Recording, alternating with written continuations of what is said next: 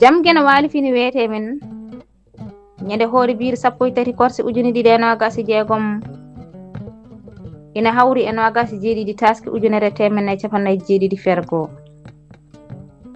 kongudi dabbi mo anda ko ɗeɗɗere ina wara wonko neɗɗo ina jogo cuusal tawat ko majjere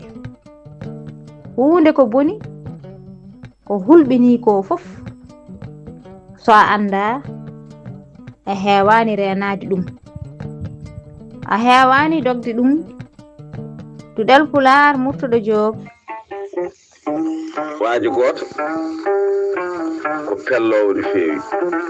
ko peewɗo junngo Allah haaji o felli mbaroodi o fii mbaroodi hawre mbaroodi ndi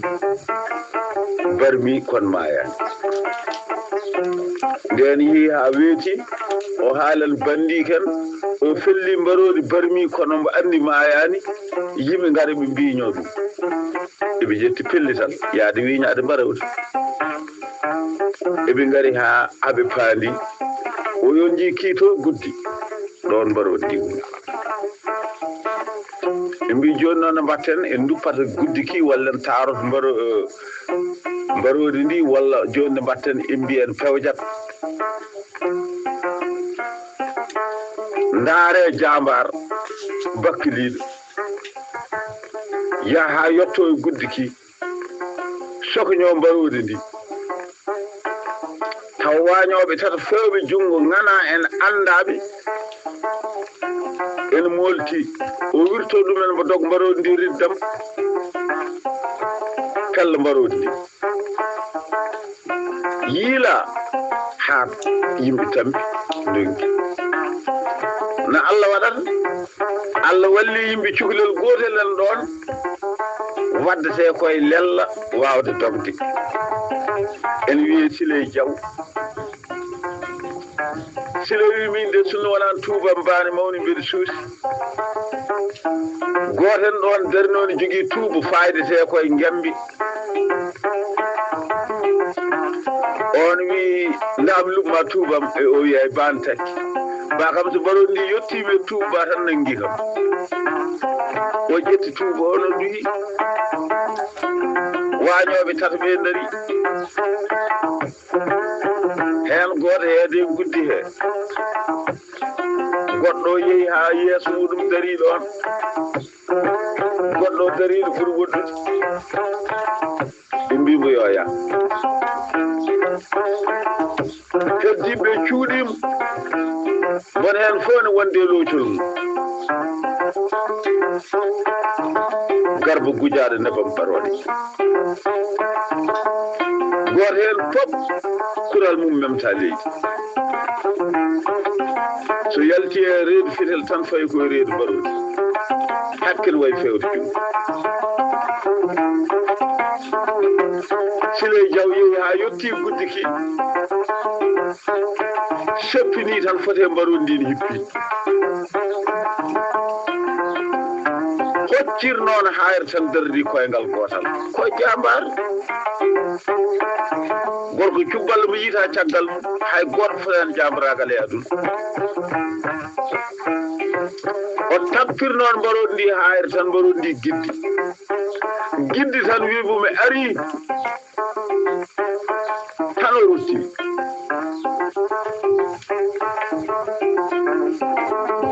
mbo adi ardo tawi ken banni no feewi o wirtii ɗum mbaroodi ndi fawi heen tan tawi jariima koral mum wi wirat tan diftii hunde e laaci mbaroodi hee wooki mbaroodi ndi ɓenni Siley yeeƴii tawi mbaroodi ndi yeeƴaaki hene rewe mum en fiwi e ɓernde mum ko bonatnoo boni ko ñakkatnoo ñakki baasal joli acciiɗo boni eɓe mbirtii gonɗo hakkunde o jayli mum lilli so heƴi so hul kulal rew reedu mbaroodi ɓenni yottaaki ɗum joli Siley Maal eɓe tiide gonɗo yeeso liman jasani wasani anani bandu men ɗum de wona haala gawlu masaba haali gonga kalɗa ko fof gonga kadi wallahi min jaɓi kalɗa ko wonde ni o annani bandiken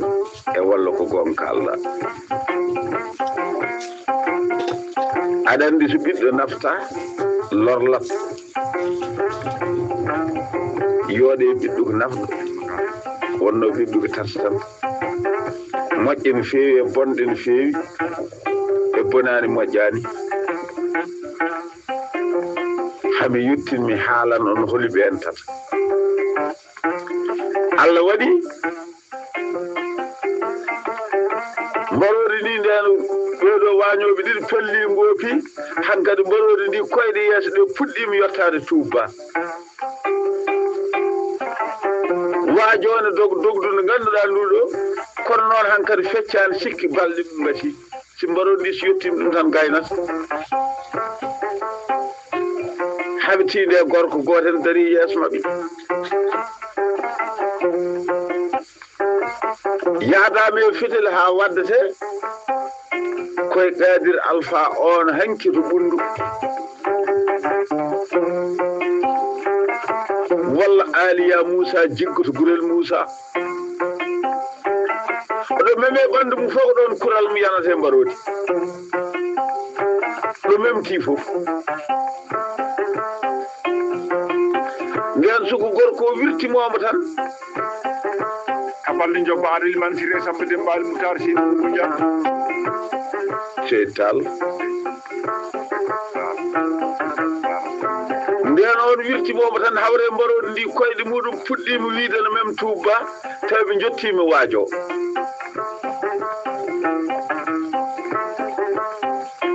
nden gorko cubballo wini memtimo e haqqillaji mum yarima e goma ɗum yara deɓele tan yatama laaɗe kay bacca balma e wuuta rimbere jolane lanel bal bacca wona awde seeɗa biso seeɗa dañi rimbere wotere juuɗe jullare hoto wima e ngo soori ɗo meme hakkillaji ɗi tan o balli garba ga saɗo jeyli ɗi dilli condi molli hakkude make mbaroɗi kurɗe ɗiɗi fof gari koye haqqille mbaroɗi o tal tan ɗo waɗi cowti caggal ndin wirno e leydi guiriɓe ndu ummaki ɗon kono waajo dogui caggal mum bandu men jiilim ɗum balɗe ɗiɗi donki yo jiitu ɗum kettaki kono sehil men jetteteɗe Diawo o dogui balɗe ɗiɗi caggal no mbaroɗi ndi yani ndo yiitande beelo yoɓna paas o arte oto hakkino ko dogi ko no wayi hewde woɗɗude sibo ɗo tolni fof sikkanno ko serani e mbarodi ndi aɗa andi min mbi noon ɓiɓɓe ko tata so nafani lorlat nafɗo hoore mum nafɗo bandu men nafɗo jibinaɗo mum on woni ɓiɗɗo moƴƴo so moƴƴi nafata hoore mum nafa jibinaɗo mum nafa bandu men sa nani moƴƴaari bonani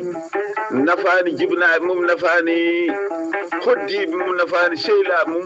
konne nafi hoore mum bonnata hay goto toñata hay goto waddata hay goto ñamlotaka hay goto ñagataka hay goto kono noon no feewe e hoore mum ala goɗɗo keƴɗo hen noon on woni moƴƴani bonani bonɗe no feewi o nafani hoore mum nafani jibinaɓe mum nafani hoddiɓe nafani sehilaɓe so ɓooyi ƴettata ko kaake janani ñande fof jibina ɗum ko teppitiɗo paɗe mum ko noddaɗo ara kaari waɗi ni ara kaari wi ni ara kaari bonni